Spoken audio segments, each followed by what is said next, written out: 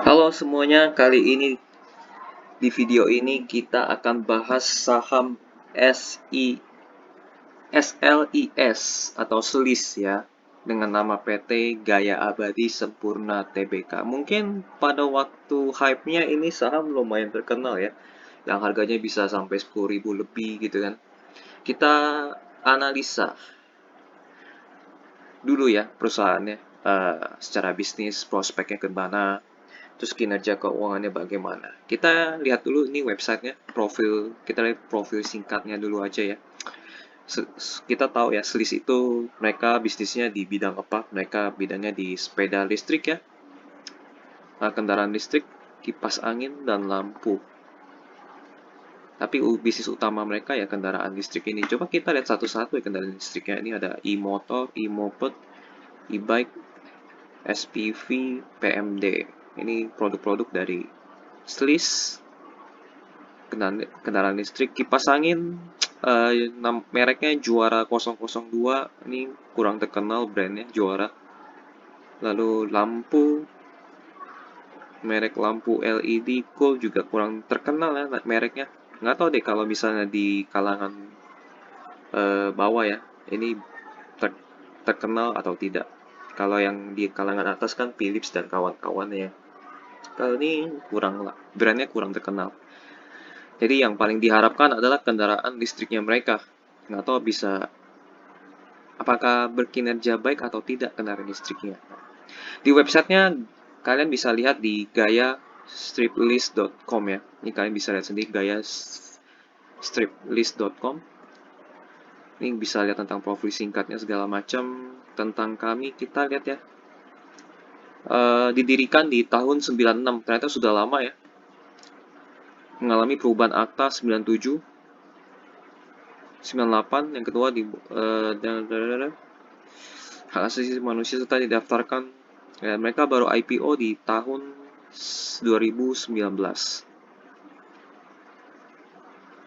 Oke, ini kurang begitu jelas nih. Ini akta perubahannya apa? Mungkin sebelumnya bukan perusahaan kendaraan listrik, mungkin sebelumnya perusahaan apa gitu kan, tapi tidak dijelaskan perusahaan apa. Nggak ada sama sekali informasi yang lengkap ya. Struktur organisasi, nanti kalian ngecek sendiri profil-profil dan lain-lainnya di garis-slis.com. Hubungan investor, kita bisa lihat laporan keuangan, prospektus, dan lain-lainnya. Kebijakan dividen, laporan tahunan, dan lain-lainnya ya.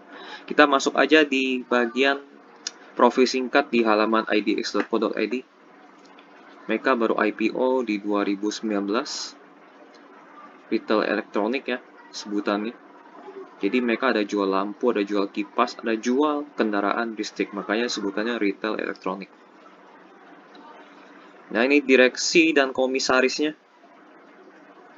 Kalian ngecek, kalau untuk perusahaan Slis ini kalian wajib ngecek nama-nama direksi dan komisarisnya di Google. Apakah ada jejak rekam yang buruk atau tidak. Dengan cara ketik nama mereka, spasi, kasus, atau skandal di Google Search. Kalian cari aja. Kalau misalnya nggak ada kasus, berarti mereka aman. Tapi kalau ada, kalian harus hati-hati. Ini komposisi pemegang sahamnya, ada PT Selis Investama Indonesia sekitar 68%, masyarakat 28%, Chua King Hua 3%, dan Chua King Hua ini apakah, oh ini ada, kemungkinan ini dikendalikan oleh Chua King Hua ya, kemungkinan ya. Kalian cari tahu ini PT Selis Investama Indonesia-nya, orang di belakangnya siapa, kalian cari tahu di Google ya. Ini PR buat kalian. Dan ini komposisi pemegang sahamnya bagus, 60 di atas 51% dipegang oleh Selis.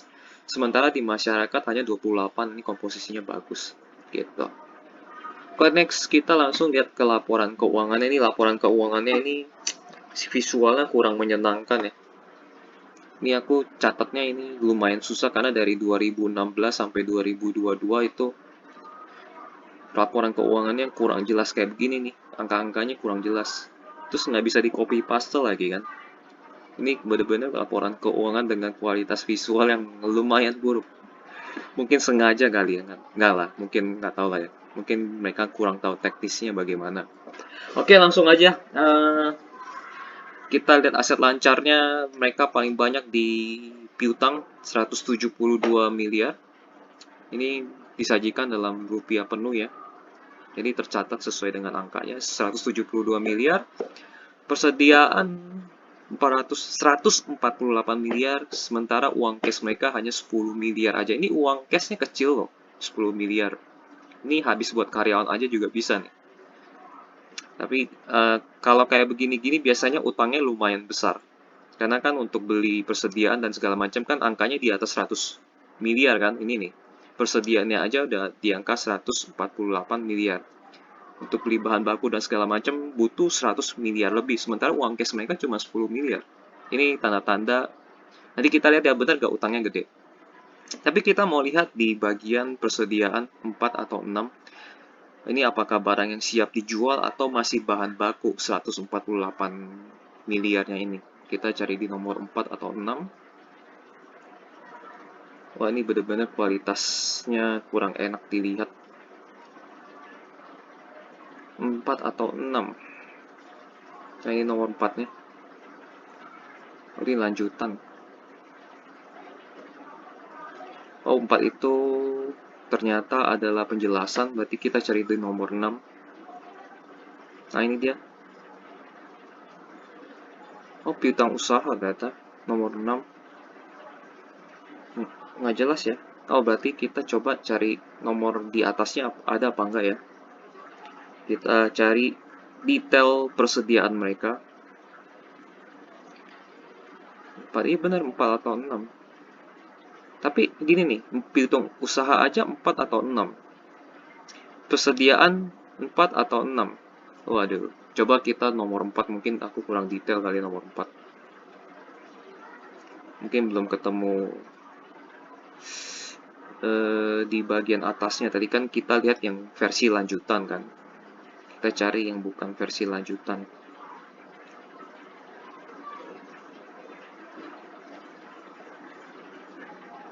Oh, ini dia, nomor 4. Iya, ini cuma penjelasan doang loh. Nomor 4 penjelasan doang, bukan tentang... Ada benar-benar dah. Itu kan bukan? Benar-benar dah ini laporan keuangan. Benar-benar. Ini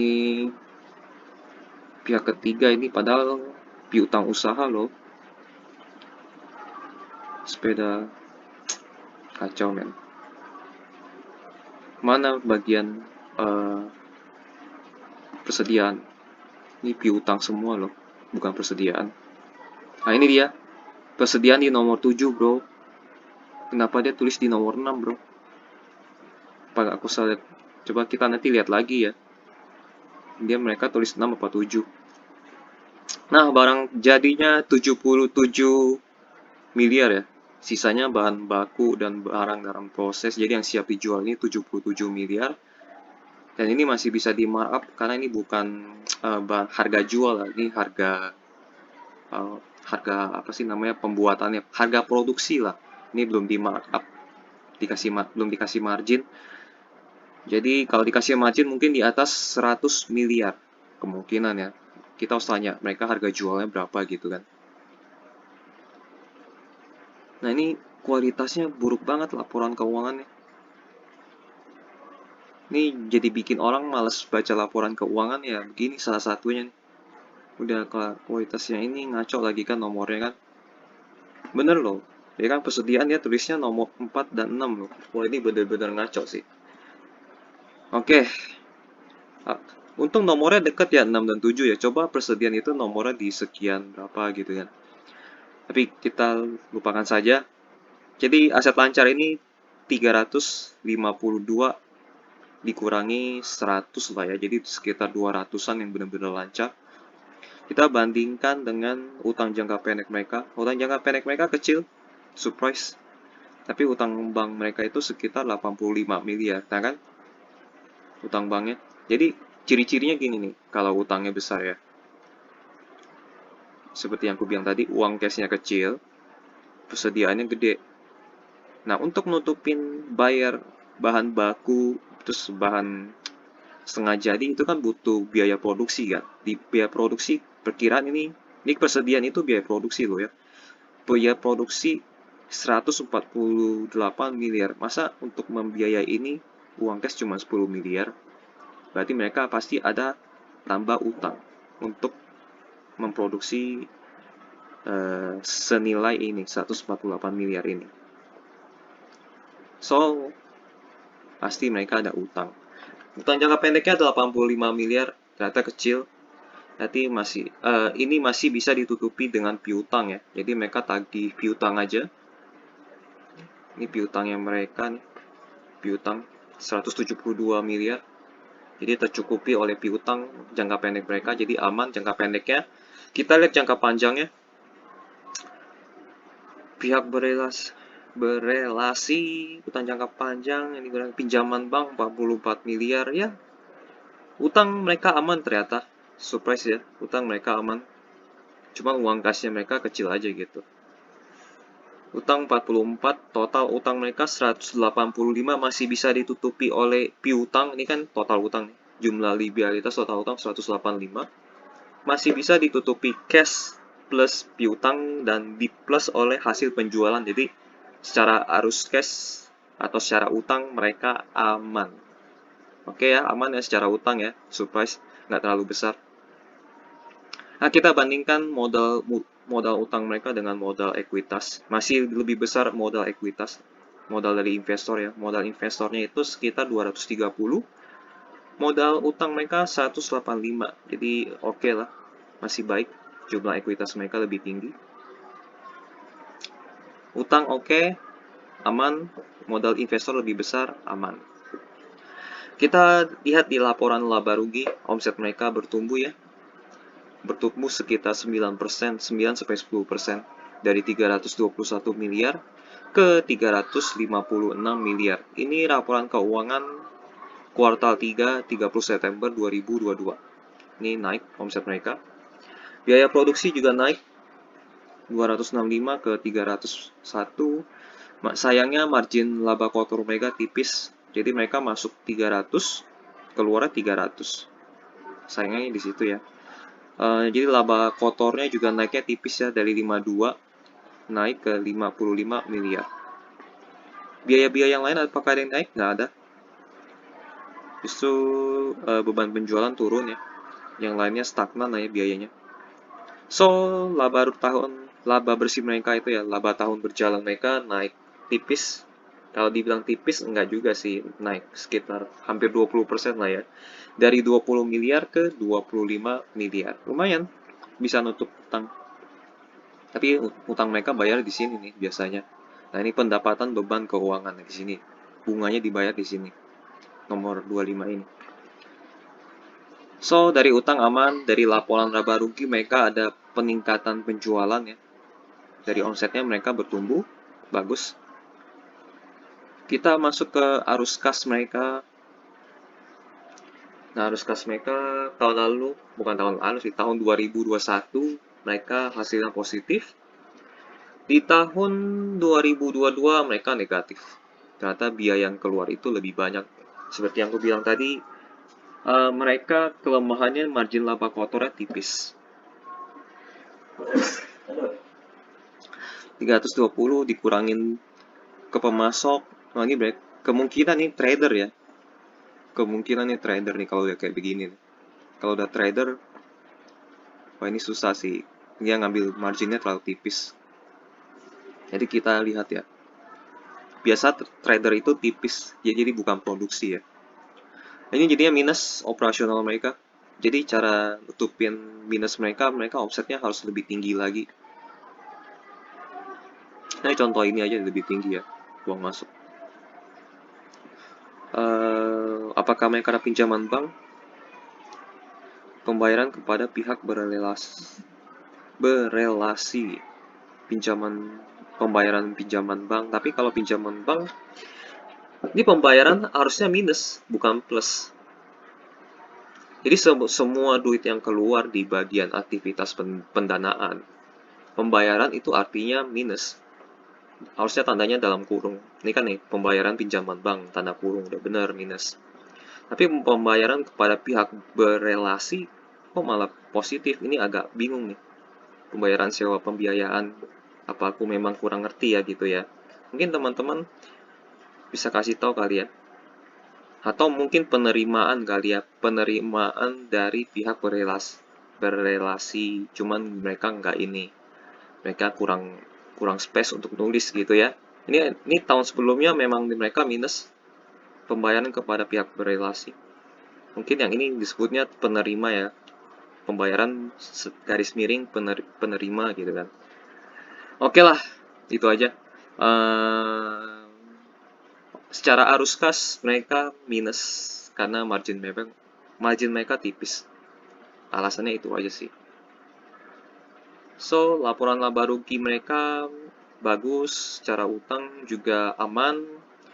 Masalahnya mereka ada di arus kas karena margin mereka tipis. Kita lihat kinerja tahunan mereka kita udah lihat sendiri ya.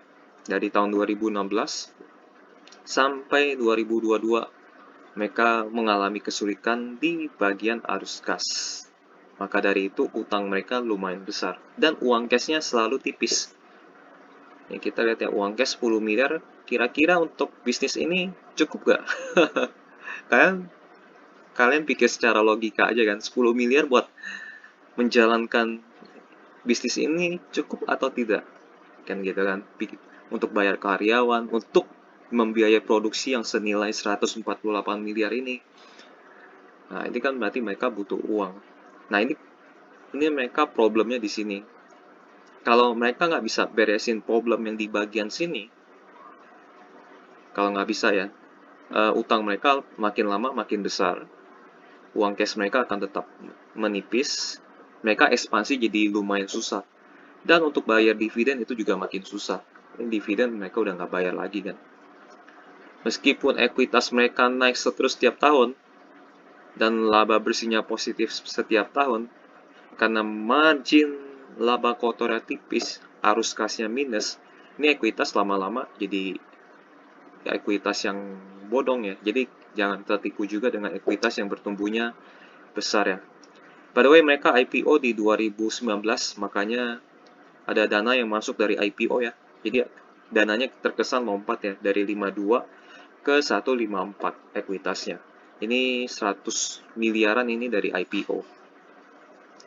Nah, ini kelemahan mereka di sini. Mereka harus solusinya bagaimana caranya agar margin, cari solusi ya. Ini PR bagi mereka nih. Agar margin laba kotor meningkat. Biar arus kasnya positif ya. Ini kemungkinan minusnya udah dari tahun-tahun yang sebelumnya ya. Ini nggak dari 2015. Kan mereka kan berdiri dari 1996 ya. Sebelum krisis ekonomi 98. Nah, ini kemungkinan mereka IPO. Kalau udah kayak begini, kemungkinan IPO untuk menutupi utang. Kemungkinan. Dan untuk membayar arus kas yang negatif ini. Kita lihat ya, di tutup tahun ya, di 2022 masih minus atau enggak. Kalau masih minus ini lumayan bahaya. Apalagi di 2023 ya. Kalau masih minus arus kasnya ini lumayan bahaya. Jadi hati-hati aja kawan-kawan. Meskipun mereka menghasilkan laba bersih, percuma laba bersih mereka. Nanti utangnya tambah besar, lama-lama mereka seperti kasusnya kayak udah kayak apa ya, yang perusahaan apa namanya, perusahaan yang utangnya banyak, mereka tetap menghasilkan laba bersih, tapi ininya minus terus, utangnya banyak, nggak bisa bayar, gagal bayar, akhirnya di PKPU. Itu perusahaan apa namanya ya? Garment, aku lupa namanya. Mungkin, oh Sril lah. Itu kan kasusnya kayak begitu tuh. Mereka laba bersihnya ada positif gitu kan, ekuitasnya bertumbuh, omsetnya ada, tapi arus kasnya minus. Arus kas minus, mereka tutupin pakai apa? Pakai utang. Nah, pakai utang lama-lama menggunung tuh. Akhirnya nggak bisa sulit bayar, sulit terus menunda pembayaran utang, dikena PKPU. Nah, ini kalau dalam jangka panjangnya ini minus terus, ini bahaya. Gitu.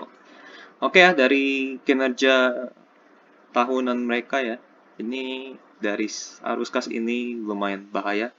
Jadi hati-hati aja. Kalau ditutup tahun 2022 masih minus, ini kan masih ini masih kuartal 3 nih, minus. Kalau tutup tahun masih minus, tanda bahaya peringatan 1. Di kuartal 1 2023 minus lagi, udah peringatan kedua, kalian harus udah menghindari saham ini. Gitu. Ya, itu aja. Bahaya ini. Biasanya pola akan berlanjut biasanya. Tapi kalau mereka ada solusi untuk margin laba kotor yang meningkat, ini bisa jadi plus. Jadi mereka cari dulu solusinya di bagian apa gitu.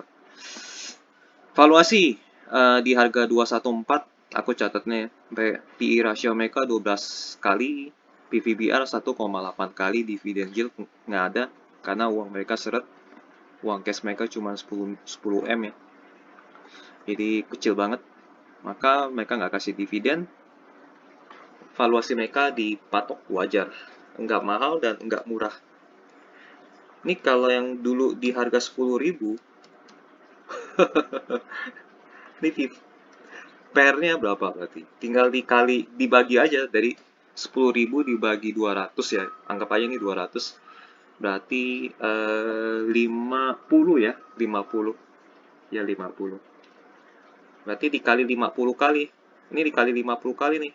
Berarti PI rasio waktu itu yang waktu seharga 10.000 itu, PI rasio mereka 500 kali.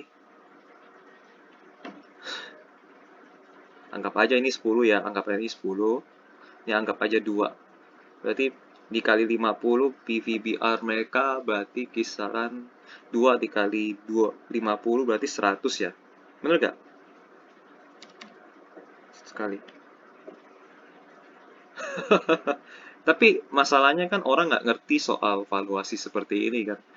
Pairnya sampai 500, PVBR-nya dikali 50 kan, dikali 50 ya bener. PVBR-nya sampai 100 kali, mereka beli di harga 10.000. Ya, kena lah, gitu kan. Kena. Nah, sekarang harga segini udah wajar. Jadi kalau masuk boleh, tapi jangan lah ya. Ini kalau PR mereka pertama harus positifkan ini mereka dulu, harus kas mereka, entah bagaimana caranya. Apakah meningkatkan margin laba kotor atau mengurangi biaya produksi mereka, atau kalau mereka trader ya, beli dari vendor luar, suruh kurangin harga, itu tergantung strategi mereka, nggak tahu bagaimana caranya gitu. Agar arus kas mereka positif. Oke. Paparan public expose mereka dilakukan di Juli 2022. Nah, ini kalian cari tahu nama-nama mereka, backgroundnya di Google Search. Selis Investama Indonesia 71%, ini lebih update kayaknya. Masyarakat 25%, Chua King Hua. Oh, ini jangan-jangan jualan.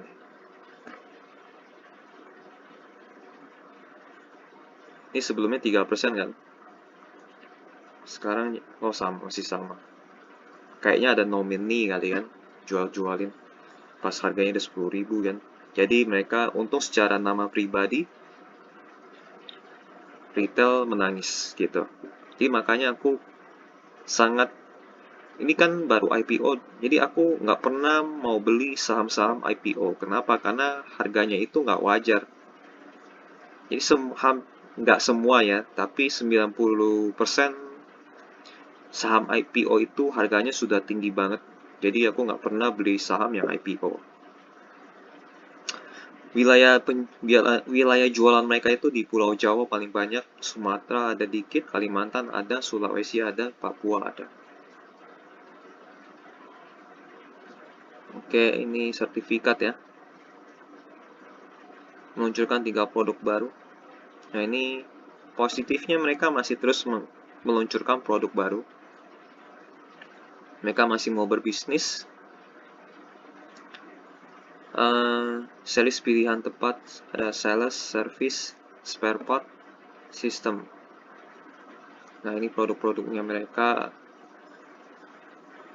Masa depan bagaimana? Iya, ini bagus sih.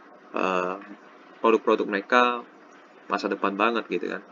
Ini untuk golf ya, sepertinya atau tempat wisata lah lebih tepatnya, bukan golf aja. Ini spare part, aksesoris dan lain-lain. Mereka jual aksesoris juga dan spare part ya. Business plan, in-house industrial design. Oh, ternyata industrial design ya.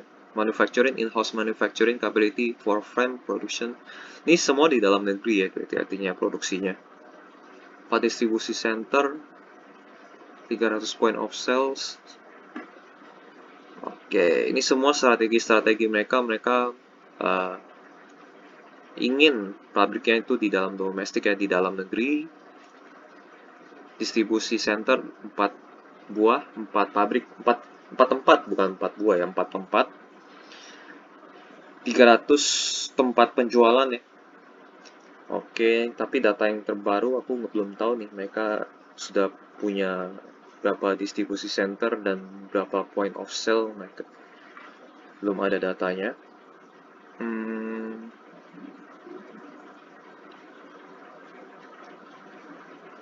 Oke.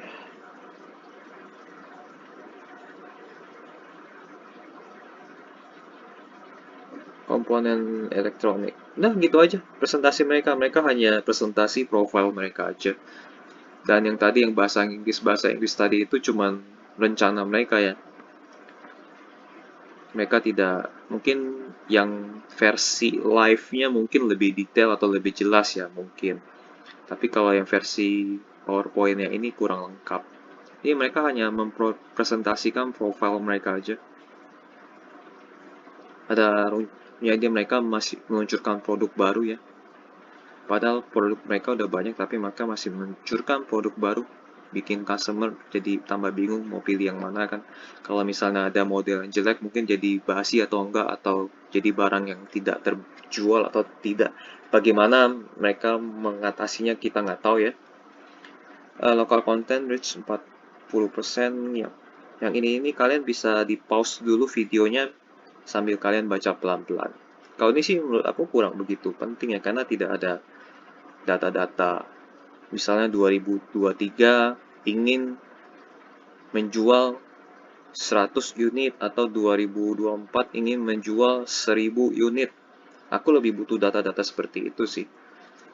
Atau misalnya pertumbuhan di tahun 2023 sales naik 10% kayak gitu-gitulah ya.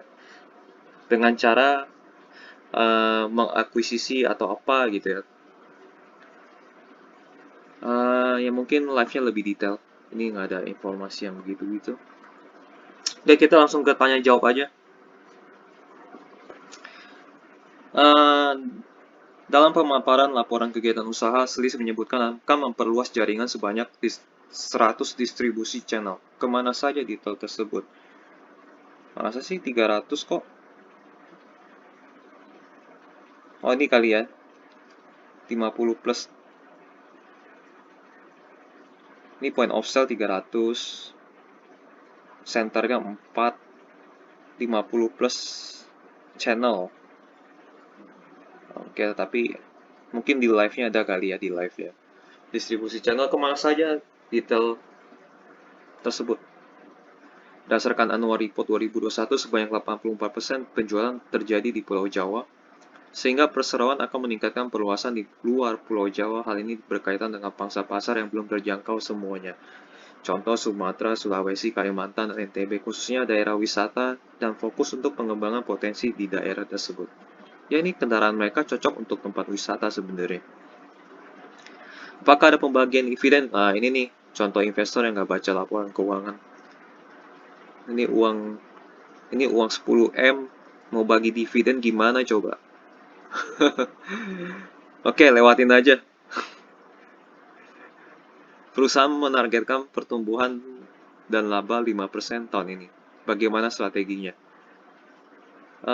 Pertumbuhan dan laba 5%. Maksudnya omset kali ya. direct to customer atau D2C channel menjadi fokus dalam pengembangan kami. Oh, D2C itu direct to customer. 50 by series. Sebagai perusahaan manufacturing. Perseroan, oh berarti perusahaan manufacturing juga ya. Jadi mereka bukan sales, bukan trader. Mereka perusahaan manufacturing. Perusahaan dapat langsung menjual kepada konsumen. Sehingga nantinya tidak ada lagi distributor atau intermediator. Dengan pengembangan ini, hal ini guna menaikkan laba perseroan. Nah, ini dia salah satu caranya akhirnya ya. Ya, ini dia. Jadi mereka hapus distribusi, fokus di sini. Ini terselesaikan. Karena yang pangkas margin itu ya kebanyakan ini. Mereka harus kasih diskon ke distributor untuk apa namanya? Bagi-bagi keuntungan. Ya udah nggak usah bagi-bagi lah. Jadi ini dicoret aja, nggak usah distributor pihak ketiga, langsung aja direct ke konsumen. Margin meningkat karena PR mereka ini lumayan berat nih. Ketika ini kalau misalnya sudah direalisasikan, dengan meningkatkan kapasitas produksi perseroan mengharapkan laba perseroan juga terus meningkat. Oke, udah habis gitu aja. Nah ini nih pertanyaan nomor 3, jawabannya tiba-tiba mereka ngomong ke sini ya. Padahal target pertumbuhan omset dan laba maksudnya kali kan. Tapi mereka nggak jawab nilai targetnya berapa gitu. Oh, enggak ada. Mereka jawab 5% pertumbuhannya. Bagaimana strateginya? Ya, itu berarti mereka hapus distributor dan intermediator. Tangan keduanya dihapus langsung ke konsumen aja. Nah, ini strategi yang paling tepat. Ini bagus sih. Aku udah mulai skeptis kan dengan Sliss. Ternyata di jawaban nomor 3 ini menyenangkan hati investor ya. So, kita jangan pegang dengan ucapan, kita harus lewat dengan bukti ya. Lihat bukti artinya tunggu laporan keuangan mereka di laporan 2022 di kuartal 4 atau 1 tahun penuh dan kuartal 1 2023. Apakah arus kasnya masih minus atau enggak di kuartal 4 2022 dan di kuartal 1 2023. Kalau masih minus, berarti tungguin sampai omsetnya terus meningkat. Jadi kunci untuk arus kasnya bisa plus itu omsetnya harus meningkat.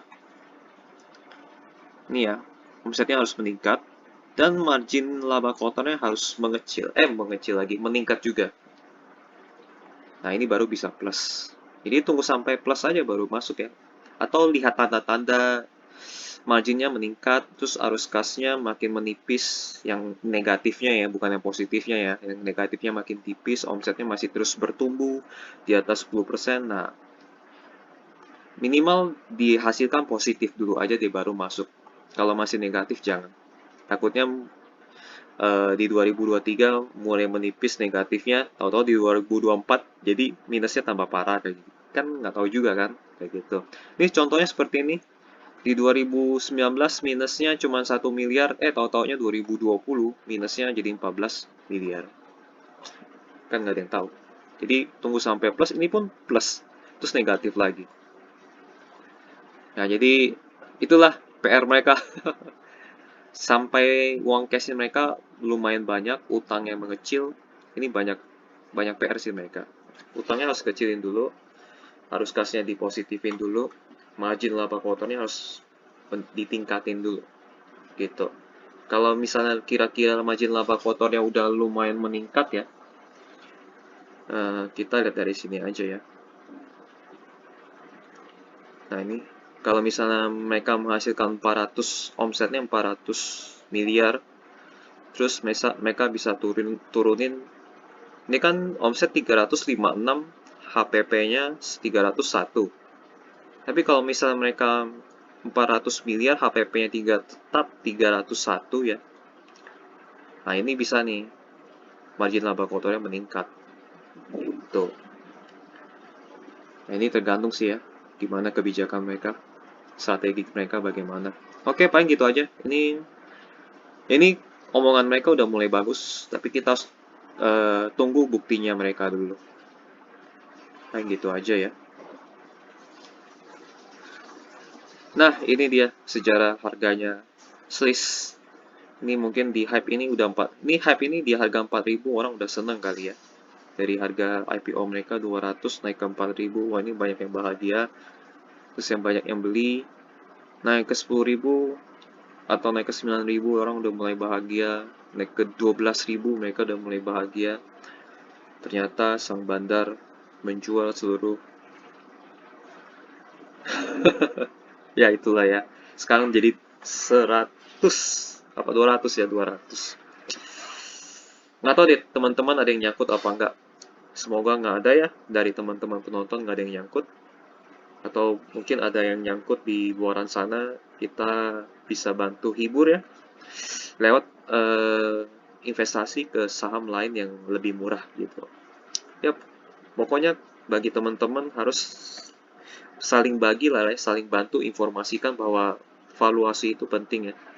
Jadi PE rasio mereka minimal maksimal ya, maksimal untuk PE rasio itu 15 kali atau 20 kali.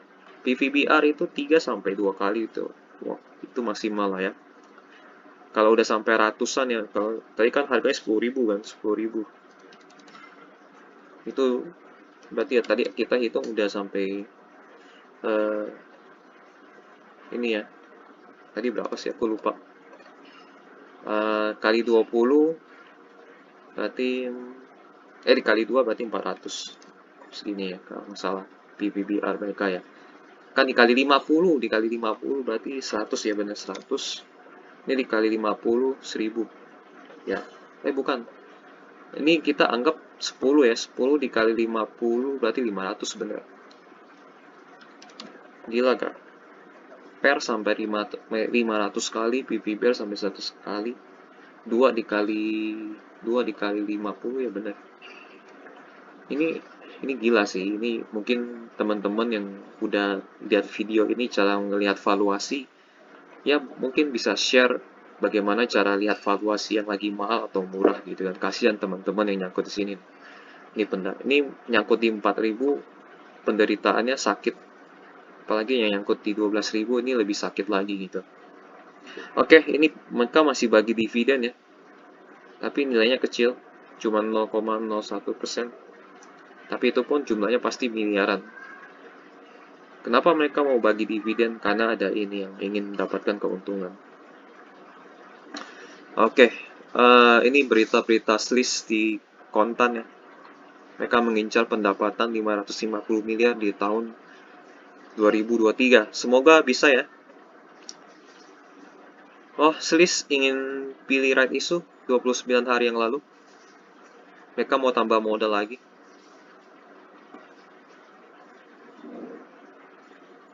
Oke. Mereka mau tambah modal lewat right issue. Jadi teman-teman yang sudah nyangkut di 10.000 akan makin rugi lagi. Karena harganya akan terdelusi. Jadi mereka akan makin rugi kalau mereka nggak beli. Yang nyangkut ya, kalau yang masih nyangkut. Tapi kalau yang udah cut loss ya berarti mereka nggak ini. Ya ini omset 550. Ya oke lah ya. Semoga bisa kecapai. Itu aja sih. Ini teman-teman bisa cari sendiri di kontan.co.id. Ketik nama PT-nya, ini aku ketik nama PT-nya aja atau ketik kode saham sama aja. Tapi kalau biasanya ketik kode sahamnya itu jadinya isinya semua rekomendasi beli ini, rekomendasi saat ini, jadi kan nggak bagus. Jadi aku lebih pilih ketik nama PT-nya. Jadi beritanya keluarnya bagus-bagus. Kesimpulan, uang cashnya dikit, yang terbayang di kepala aku langsung uang cash sedikit, banyak utang. Terus margin laba kotor tipis, lalu arus kas negatif setiap tahun ya, hampir setiap tahun, kan nggak setiap tahun ya, hampir setiap tahun karena ada satu yang positif.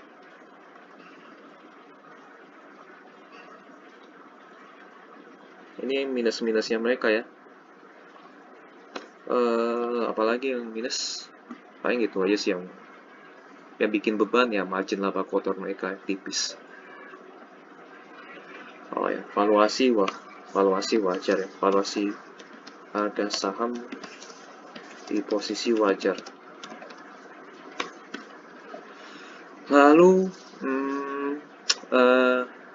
omongan nggak bisa dipegang sih, masalahnya ya mereka berjanji ya, mereka berjanji direct ke customer, D2C lah ya, mereka berjanji ada janji D2C untuk meningkatkan laba dan omset 550 miliar. Jadi kita jangan pegang janji ya, kita pegang bukti. Jadi kita selaraskan dulu. Kalau misalnya ini tercapai dan ini juga tercapai lewat kuartal 4 ya. Tapi kan di 200, ini mah harus tunggu 1 tahun lagi cuy. Berarti nggak bisa ini. Ini kelamaan. Jadi kita lihat ininya aja nih, kuartal 4-nya positif atau enggak. Terus kuartal 1 2023 positif apa enggak ininya. Jadi tunggu aja. Tunggu kuartal 1 tahun 2022. Keuangan kuartal 1 kuartal lagi. Laporan keuangan 1 tahun 2022 ya. Dan kuartal 1 2023 harus positif. Kalau negatif lupakan lah ya. Ini kesimpulan, kalau masih negatif,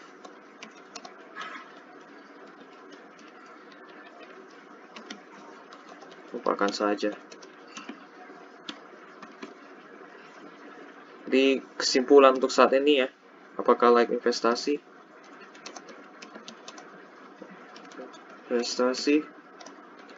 Oh, ini keputusan berat bagi Suda yang megang sahamnya di harga 10.000 atau 4.000. Tidak. Untuk saat ini. Siapa tahu mereka berubah kan? Kan kita tidak tahu ya. Tidak untuk saat ini.